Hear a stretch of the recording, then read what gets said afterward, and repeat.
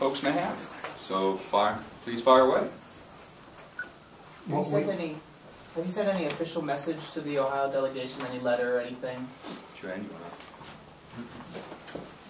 No, at this point we haven't. We're kicking off our events tomorrow, so the delegation members will begin hearing from us and the coalition members. So tomorrow's really our kickoff, and we're going to start doing those activities.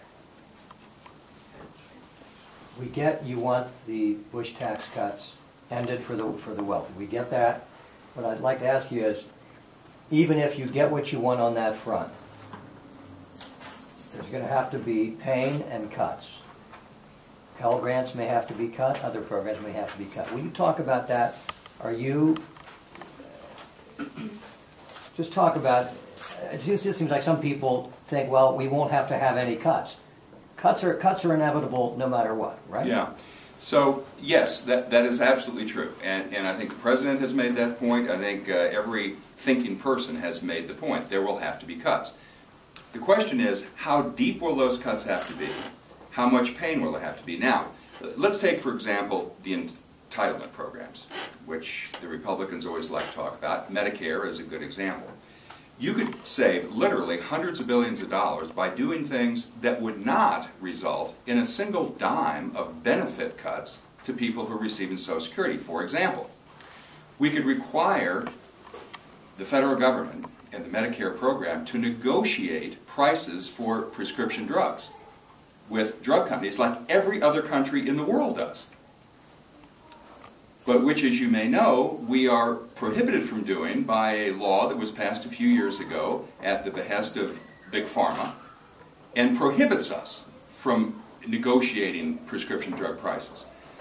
There may be lots of other things like that that we can do too, but there's no question. Yesterday the President put on the table, I think, entitlement cuts of about $400 billion over the next 10 years.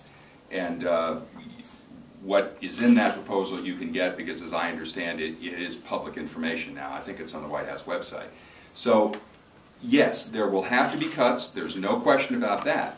But this is the point I keep coming back to. The reason that we have to agree on revenue first, you don't know what your budget cut target is until you know how much revenue you've got over here.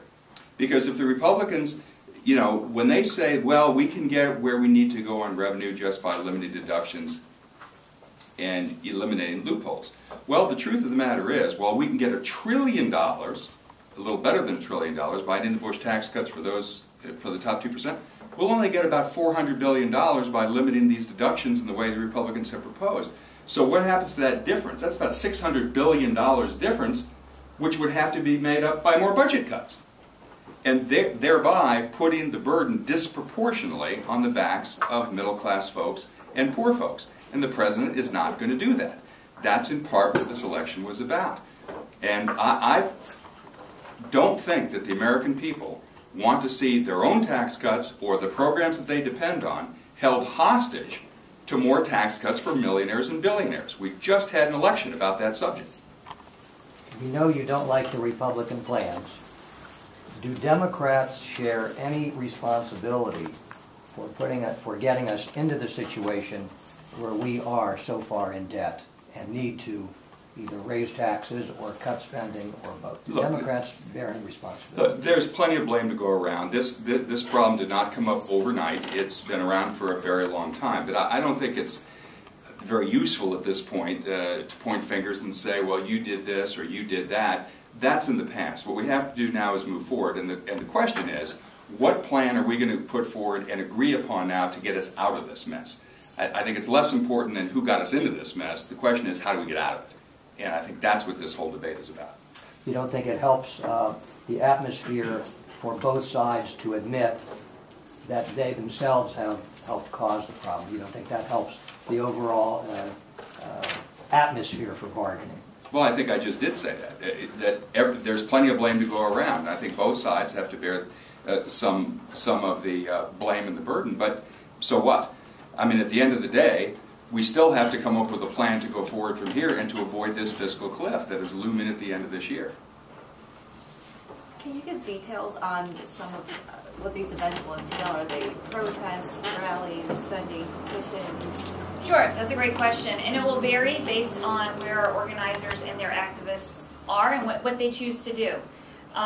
We are starting a petition, and tomorrow we'll be having activists go out across the state to gather signatures to deliver those to their congressional offices, and we'll be working on that over the next several weeks. It will be press conferences as well as mobilizing activists to be out in their community, either house parties or otherwise, educating each other on the issue.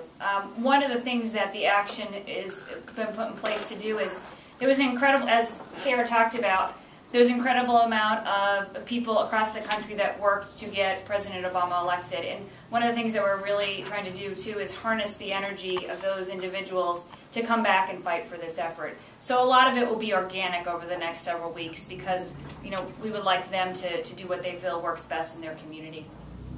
What's the importance of mobilizing Ohioans specifically in this matter, especially with the speaker being from Ohio and everything like that? Well, obviously that's of great importance with the speaker being from Ohio. But as I mentioned, this effort is going on in over 20 states. So the action views this as a national effort. But similar to Ohio, other states involved will have organizers on the ground and other resources to promote this issue. So, but that does play a significant role, obviously, because Speaker Boehner is obviously from Ohio. Do you guys plan to work with one of the congressman's offices, specifically any Democrats who support similar budget plans? At this point, you know, we will do things that are supportive of individuals who are promoting the same issue. A lot of our coalition partners have already been doing that, and they probably will continue to do that over the next several weeks. Is there I'm sorry, go ahead. Is there anything in this whole thing that's not already predictable?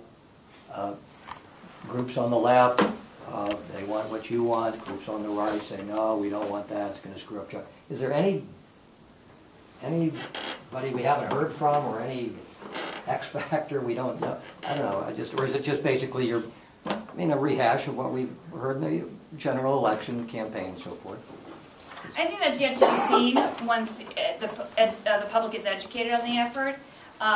And we'll see various stakeholders come out. Like, for example, I think there's going to be a push by small business owners to explain, you know, how this could impact them too. Tomorrow's event in Columbus is actually at a small business here, so they'll be explaining how important it is for not only them, but for their employees and their customers, for the Bush tax cuts to be extended for the 98% of Americans. So I think you'll start seeing a lot more of those voices. But Dale, do you have anything to add on this point? Well, Bill's raging cynicism aside, I would say that, no, I mean, look, here's what we know for sure. In the absence of a deal, at the end of this year, there will be $500 billion in tax hikes on everybody and on spending cuts, automatic spending cuts. That's the reality.